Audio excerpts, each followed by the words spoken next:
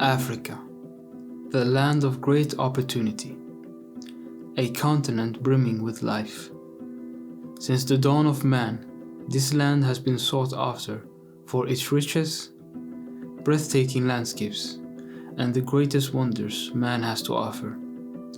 A continent with a myriad of geographical regions, from the scorching deserts of the Sahara, the rich greenery of the Central African jungle, to the open canopy of the African savanna.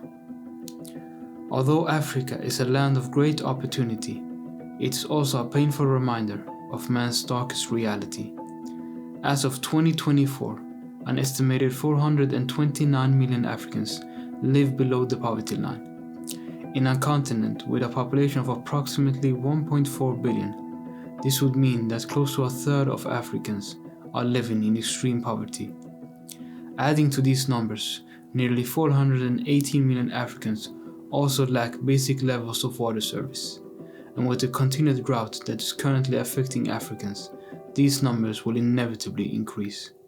Increased political instability has also led to 76 million being displaced, particularly in the country of Sudan, where the recent military conflict has led to 9.1 million people living on the run. A record-breaking number for a single country since records began. With so much heartache and despair, one might wonder if there's still any hope for this land of opportunity.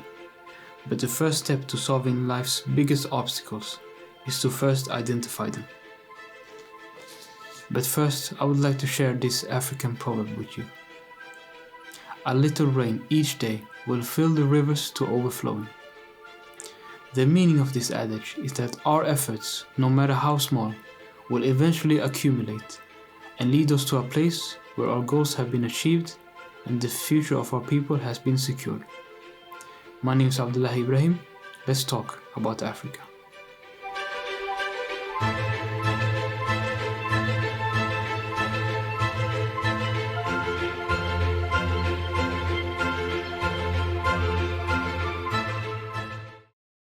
In order for us to fully understand the situation that the Africans are in today, let's first identify the state of affairs.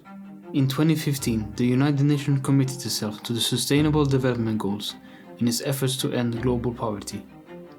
Its goals include improvements in health, education, equality, economic development, and environmental improvements by 2030. However, at this point in time, Africa is not on track to meet its goals.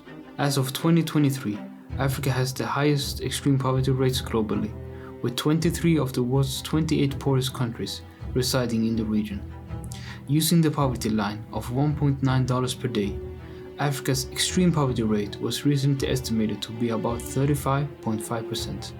This rate is almost 7 times higher than the average for the rest of the world.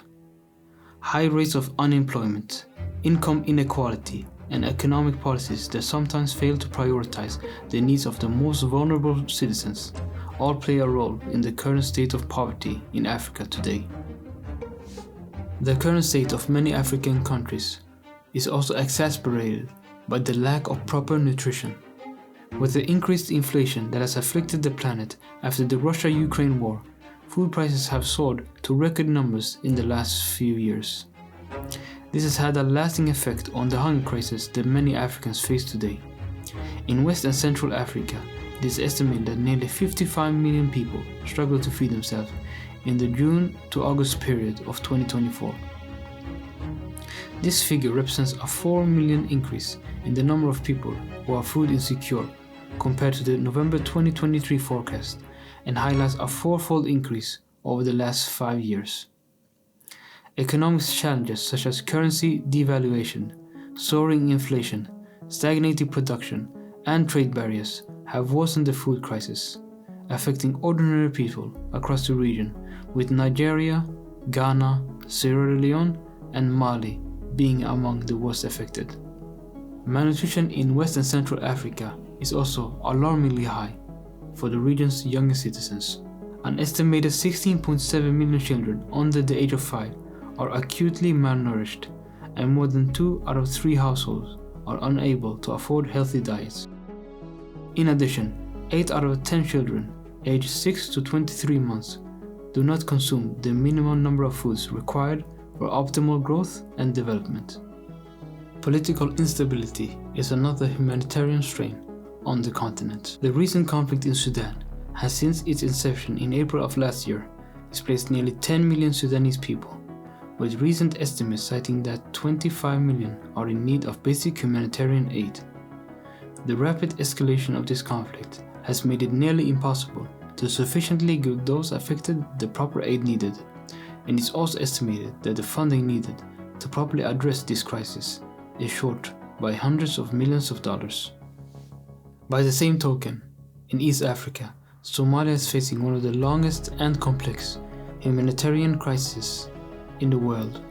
Decades of poverty, armed violence, insecurity, political instability, natural hazards, and poor access to basic services and livelihood opportunities have devastated the lives of millions. Recurring climatic shocks, such as drought and flooding, drive thousands of people out of their homes each year. Ongoing conflicts affect protection of human rights and further hinder access to basic services. The recent flooding caused by the El Niño weather phenomena has displaced hundreds of thousands all across East Africa in the countries of Kenya, Burundi, Somalia, and Tanzania. This is in stark contrast to previous weather conditions of the region, where an increased drought had been observed due to a lack of rain during the rainy seasons. The region is therefore not fully equipped to deal with the increased rainfall and subsequent flooding. The funding needed to properly handle this crisis is also inadequate. And after all of this, you might wonder to yourself, is there still any hope of ever seeing these problems being resolved? And what can the collective do to reverse the tide? Well, as the saying goes, a problem well defined is a problem half solved. In order for us to solve the problems that the continent is currently facing today, we need to first identify these problems, acquire necessary knowledge surrounding these problems, and then use that acquired knowledge to find the best solution to tackle the obstacles that we face today. We also need to collaborate with each other in efforts that will contribute to the furtherance of the African people. Projects such as the Great Green Wall Initiative is another great example of this being put into fruition. A strategic plan set up in order to tackle the region's biggest problems and ensure the future advancement of the African people. So this is what we'll try to do with my channel and the videos that we're posting on here. I'm still very new to this process, so if you have any feedback or any video ideas, please feel free to share them down in the comments, and then I will get back to them. I still have a few ideas that I'm trying to flesh out, but I would greatly appreciate any feedback that you have on this video. Thank you so much again for watching this video, and until next time, take care of yourselves.